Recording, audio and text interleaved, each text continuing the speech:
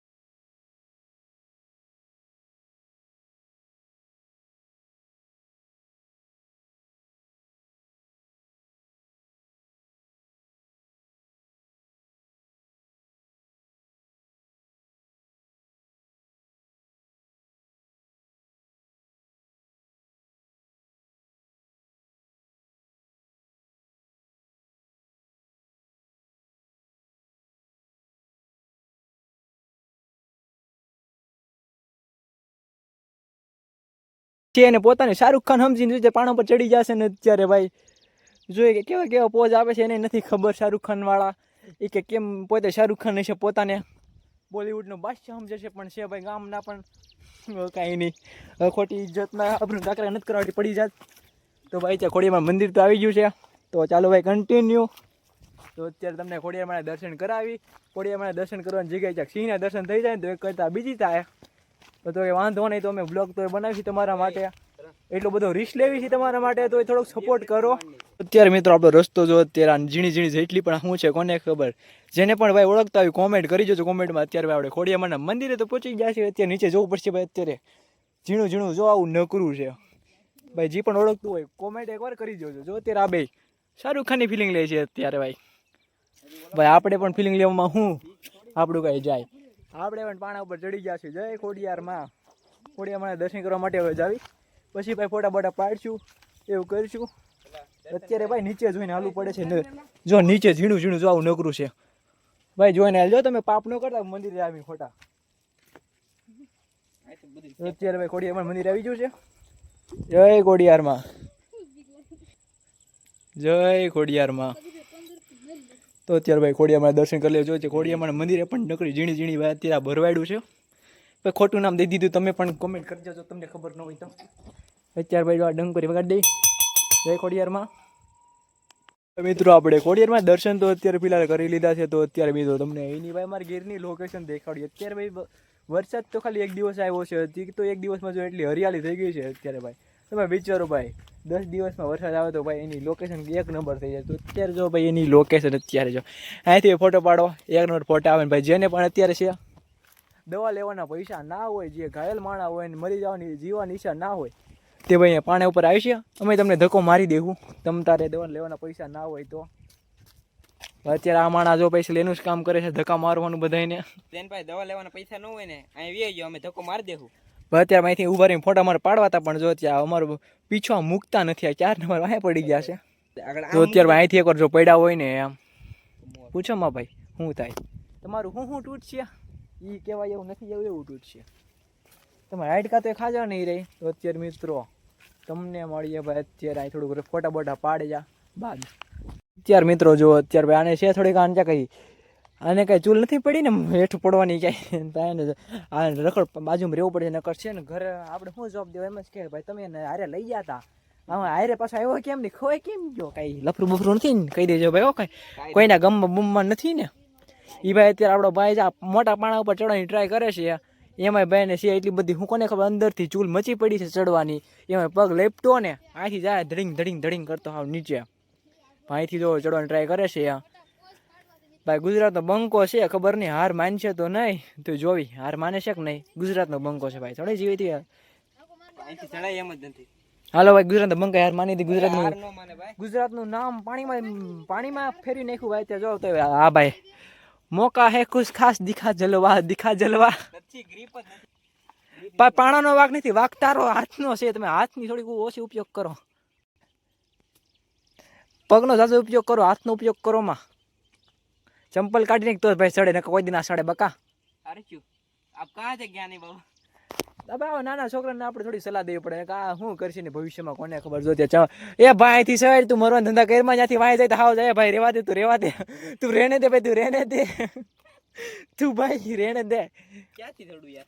અહીંથી ચડ અહીંથી ચડ ન્યાવલી માઈ ભરવાડું रहने दे भाई तू रहने दे तू गिरेगा तो भाई तेरा हड्डी भी नहीं बचेगी भाई હું ગુજરાતીમાં હિન્દી બોલજે મને ન ખબર રહી તો ભાઈ તમે તમારા ગાંધીગીરની ભાઈ લોકેશન એકવાર ટ્રાય કરો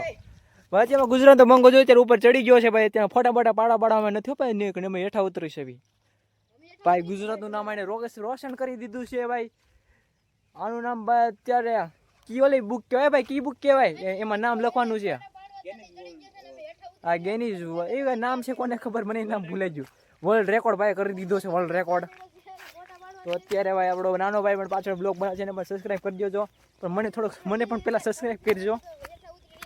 અત્યારે ભાઈ આપણે અહીં મોરલાની ભાઈ એક નંબર બોલે છે તો ભાઈ ચાલો ભાઈ કન્ટિન્યુ તમને ભાઈ હેઠા મળીને ગાડીએ જઈને મળવી અત્યારે ભાઈ એની લોકેશન તમે એકવાર ચેક કરો અત્યારે જો વરસાદની વામડું છે ને તે ઓલો પાછળ તો હેઠું નથી ઉતરી, એક તો હેઠા ઉતરતા બીક લાગે છે ભાઈ. કેમ કે ભાઈ હેઠો ઉતરે તો પગ સીધો લપટીને જાય એમ છે, હેઠો પડે એમ છે. પણ જોજી જો વળા લે છે ને પાણા હારે છે. ઉતરી જાઓ આ વાંધો આમ નથી ભાઈ. તમને